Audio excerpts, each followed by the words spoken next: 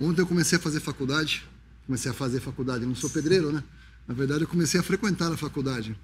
E ela é numa outra cidade. Eu estou fazendo na cidade de Itu. Então está mais de 100 quilômetros daqui.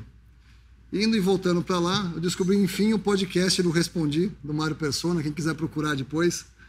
E aí eu fui ouvindo, e um dos trechos que eu ouvi ontem, o Mário citou o livro de Sun Tzu, que é A Arte da Guerra. É interessante porque é um livro mundano que fala de guerra, e como se preparar para a guerra, e como enfrentar uma guerra, né? Ele diz bastante coisas mundanamente falando que funcionam para uma guerra, de estratégia, de inimigo. E o mote daquele, talvez o principal que sobra do Sun Tzu é conheça teu inimigo. Se você não conhece seu inimigo, como é que você vai lutar? E aí, isso foi ontem. Aí hoje, nesse salão, nós estávamos aqui reunidos para o partimento do pão e estudamos um pouco do livro de Efésios, a parte que fala da armadura. Ele fala do escudo, ele fala da espada, ele fala de um capacete. E ali também fala de uma luta, também fala de uma guerra. Porque quem coloca uma armadura dessa não é para passear no shopping, né? Existe um porquê aquilo está ali. E por que eu estou falando isso? Essa semana eu queria deixar isso bem registrado, duas coisas bastante complicadas e tristes. Porque a gente tem, por exemplo, o livro de Sun Tzu, a Bíblia, são coisas que direcionam você para sair do erro. Então tem coisas na nossa vida que nos direcionam a sair do erro. E eu ouvi dois grandes erros, bastante complicados. O primeiro deles é que Jesus e Satanás são são dois lados de uma mesma moeda. Eles são a mesma coisa. Não existe bem e mal, Jesus e Satanás é uma coisa só, porque no fim está tudo certo. Isso é complicado. E outro mais complicado do que esse ainda é dizer que Satanás não existe. E para apoiar essa tese de que Satanás não existe, usaram versículos da Bíblia, dizendo que a tentação do Senhor Jesus no deserto não foi Satanás, foi a sua própria carne. Porque Satanás não existe. A luta é contra a nossa carne. Essa luta toda descrita em Efésios é porque é a nossa carne. Então, será que realmente Satanás não existe? Né? Será que Tem uma pregação no Batista, quem depois tiver tempo, tiver curiosidade, que o Batista falou muito bem sobre Satanás, as formas que ele atua. Eu queria voltar um pouco nesse assunto, que eu acho que é bem interessante, porque tem uma cena, tem três coisas que nos atrapalham nessa vida. Lá em Gênesis 3, versículo 1, a gente vai ver essas três coisas que nos atrapalham numa mesma cena. Gênesis 3:1 diz assim: Ora, a serpente era mais astuta que todas as alimárias do campo que o Senhor Deus tinha feito. E esta disse à mulher: é assim que Deus disse?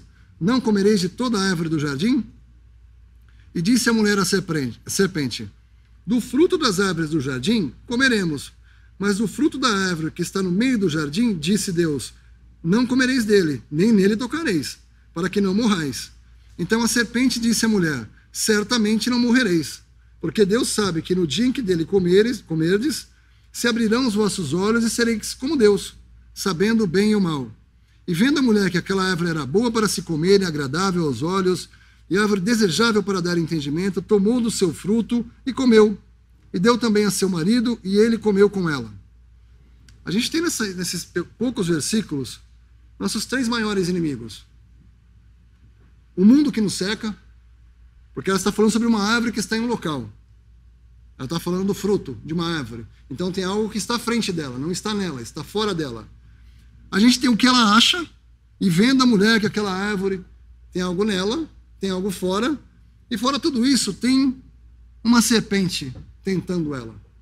Então a gente tem as três coisas: o mundo, nós, nossa carne e Satanás. Três coisas em uma mesma cena. Todas elas estão aqui. O que começou lá em Gênesis, ele não mudou. Essas três coisas, elas permanecem até hoje. Nós somos tentados pelo mundo, tentados por nós mesmos e tentados por Satanás. Se não tentados, mas para que a gente saia do caminho, para que a gente traga vergonha de N maneiras. Né? Por exemplo, uma família de descrentes, que por acaso ele dá ouvido a uma tentação vinda de Satanás e ele desmonta a sua família. É uma vergonha. Porque quem instituiu a família? Deus. Mesmo ele não sendo crente. Então, assim, causa vergonha para aquelas pessoas. Anos atrás, uma pessoa que fosse separada, ela não era tão bem vista. Hoje é normal. Hoje é uma coisa aceita, amplamente. Mas que coisa triste, né? Mas não é esse assunto que eu queria falar. Existem essas três coisas aqui. E Satanás está aqui. Né? A palavra diz depois em Gênesis, lá na frente, né, depois de muito tempo, que esse mesmo Satanás ele será preso por 1000 anos. Então não é a nossa carne. É um ser que será preso. Segundo a palavra diz, ele era um querubim que caiu e está aqui agora atrapalhando. E boa parte desse atrapalhando, né? É uma força contrária. Porque se a gente tem em Deus, em Jesus, toda a fonte do que é bem, do que é bom, do que é luz, do que é graça, do que é amor, a gente tem do outro lado um destruidor, um inimigo, um adversário, um acusador, né? E ele vai, enquanto ele não for preso, ele vai ter esse trabalho dele. Ele consegue isso em maior ou menor grau. A ponto das pessoas chegarem hoje, no momento que nós estamos, dizendo que Satanás não existe. Que é meramente nós, nossa carne, nossos achismos. Que coisa triste, né? Porque... E por quê? Qual é hoje a... A gente está vendo aqui no Jardim do Éden. É interessante falar Jardim do Éden, porque a gente vê a criação em Gênesis. Ele cria rios, ele cria animais, ele cria uma série de coisas. E ele diz o Jardim do Éden. Então, teoricamente, era um pedaço de um lugar. Nós não sabemos, a palavra não diz mais sobre isso, né? Ou não se aprofunda mais. Mas ela estava nesse Jardim do Éden. E ali ela foi tentada. Vale lembrar que essa Eva que ouviu isso aqui, ela não era a mesma carne que nós temos hoje. Aqui o pecado não tinha caído. Era uma carne caível, mas ela não tinha caído ainda. Ela deu ouvidos à tentação, né?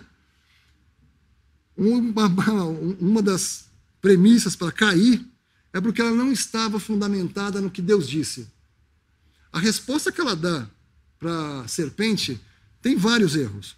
Porque em Gênesis 2 diz assim: de toda árvore dos jardins podes comer livremente, mas da árvore do conhecimento do bem e do mal, dela não comerás, porque no dia em que dela comeres, certamente morrerás. Isso foi a palavra de Deus que provavelmente Adão disse para ela, né? Na resposta que ela dá, provavelmente Satanás sabia, porque ele fala: não comereis de toda a árvore do jardim? É específico, comer de toda árvore. A resposta de Eva, Satanás percebe que ela não está fundamentada na verdade. Ela fala do fruto das árvores do jardim. Deus disse comer de todas. Ela fala comer do fruto. Talvez ela gostasse apenas de uma parte daquela árvore. A gente sabe que uma árvore ela é composta de caule, composta de tronco, flores, frutos. Aqui, pelo jeito, ela só gostava de árvore. Eu não sei como que era no Éden, a palavra não diz, eu não lembro pelo menos de ter visto. Mas Deus disse comer de toda árvore. Ela responde do fruto das árvores. Não é o que Deus disse. E ela segue, né? Do fruto da árvore que está no meio do jardim. Ela não estava no meio do jardim, Deus não disse isso. Da árvore do conhecimento do bem e do mal, dela comerás. E ela acrescenta, né? Não comereis dele, do fruto. Deus falou da árvore, ela está falando não comer do fruto. Nem nele tocareis. Faz todo sentido a resposta de Eva. Só não é a palavra de Deus. E esse é um grande problema. Satanás percebe quando alguém não está falando o que é de Deus. Ele é o pai da mentira, ele é especializado nisso. Quando ele tentou o Senhor Jesus, se eu não me engano, na tentação ele usa a própria palavra de Deus. E quando Jesus responde, ele responde de forma precisa a palavra de Deus. Eva foi tentada no Éden, ela respondeu parecido com a palavra de Deus. E o que a palavra de Deus diz hoje? Esta é uma palavra fiel e digna de toda aceitação, que Cristo Jesus veio ao mundo para salvar pecadores. Salvar pecadores. Isso é o que a palavra diz. Teve uma história de um rei, 1780, 1600, eu não me lembro agora o ano exato. Ele foi visitar uma prisão nas terras dele. E conforme ele entrou na prisão, cada cela que ele passava, os presos se ajoelhavam no chão: Senhor, nós somos inocentes, nós não fizemos nada. Aí ele passou em frente de uma cela de que o cara ficou lá sentado. Ele falou assim: todo mundo está lá clamando, pedindo inocência, pedindo perdão. Ele voltou, né? Assim: escuta, você não é inocente? Ele falou assim: não, eu não sou. Mas o que você fez? Eu roubei, e aí eu fui pego e eu estou aqui preso. Aí ele falou assim: carcereiro, vem cá, solta ele. Aí o carcereiro: mas como assim? Solta ele. Não, porque ele vai contaminar os inocentes. Então tem que tirar o ruim daqui. Só tem inocente aqui dentro, né? A palavra diz de forma muito clara, né? Esta é uma palavra fiel e digna de toda aceitação, que Cristo Jesus veio ao mundo para salvar pecadores. Aquele que encobre as suas transgressões não prosperará, mas quem as confessa e abandona alcançará a misericórdia. Foi assim com o ladrão na cruz, foi assim com tantas outras histórias. E Satanás quer tirar esse brilho. Satanás não pode brilhar, Satanás não tem brilho. Tanto que a palavra fala que os seus ministros se transfiguram de anjos de justiça, ministros de justiça, né? Porque ele não brilha, mas ele pode ofuscar.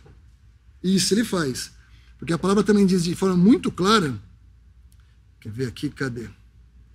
Eu separei esse versículo para a gente ler. Se ainda o nosso evangelho está encoberto, para os que se perdem está encoberto, nos quais o Deus deste século cegou os entendimentos dos incrédulos, para que não lhes resplandeça a luz do evangelho da glória de Cristo, que é a imagem de Deus. Eu comentei com o Batista hoje, quando eu mudei para cá, eu moro em chácara, tem muito pouca luz em alguns lugares, eu tinha colocado, minha casa é no fundo do terreno, eu coloquei uma luz na ponta da varanda, para iluminar quem chegasse em casa. Aí um dia eu estava chegando em casa, e aquela luz estava acesa. Era interessante, porque ela iluminou o terreno, mas eu não via quem estava na varanda.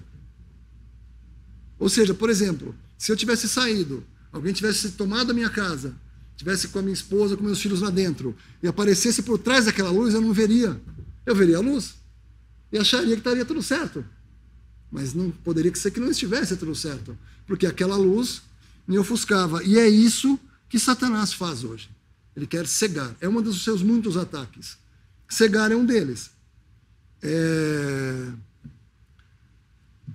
Cegar é um deles, e um outro ponto que ele ataca muito, a gente viu na história de Eva, que é, se ele não pode te cegar, ele vai, de alguma forma, denegrir, manchar.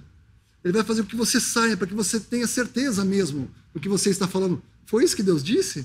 É isso mesmo que está escrito? Você tem certeza? Ele vai testar a gente. Então, que você não se engane, que ninguém engane você. Porque quando a gente traz as coisas para a luz, fica mais fácil da gente ver. A gente consegue ver o inimigo. Onde está esse inimigo? Onde está essa batalha espiritual? Que eu preciso de uma espada. Que a palavra de Deus diz que a espada do Espírito é a palavra de Deus. Eva não estava com a sua espada muito afiada. E uma espada não afiada no meio de uma guerra pode te levar à morte. Pode te levar à morte, como foi o caso de Eva, né? Porque o evangelho, que não se enganem, né? A gente às vezes conversa com alguns irmãos, o evangelho da graça não vai deixar ninguém famoso. Ninguém vai ficar famoso. Porque assim, como um outro irmão também disse, se você quer uma religião que você se sinta confortável, não seja cristão. Não siga para o estado do cristianismo. Vai falar que você é pecador, que você nasceu merecendo o inferno, você não vai ficar confortável. E qualquer evangelho que diz, é interessante também, porque a gente vê hoje esse evangelho da prosperidade pregado, mas ninguém fala que você vai ser rico como Paulo. Ué, por que você não vai ser rico como Paulo? Você alcançará a vitória como Estevão. Por que ninguém fala? Eles pegam aqueles exemplos do Antigo Testamento, por que eles não falam do Novo Testamento? Que é depois que o Senhor Jesus veio. Então não se engane, não caia na cegueira de Satanás. Também vos notifico, irmãos, o evangelho que já vos tenho anunciado, o qual também recebestes, e no qual também permaneceis, pelo qual também sois salvos, se o retiverdes como vou-lo tenho anunciado. Crê no Senhor Jesus e será salvo. Se não, é que crestes em vão, porque primeiramente vos entreguei o que também recebi, que Cristo morreu por nossos pecados, segundo as Escrituras, e foi sepultado, e ressuscitou ao terceiro dia, segundo as Escrituras. Crês tu nisso? Que você possa olhar para Jesus. A partir de hoje, crê no Senhor Jesus e será salvo. Que o Senhor abençoe a sua palavra.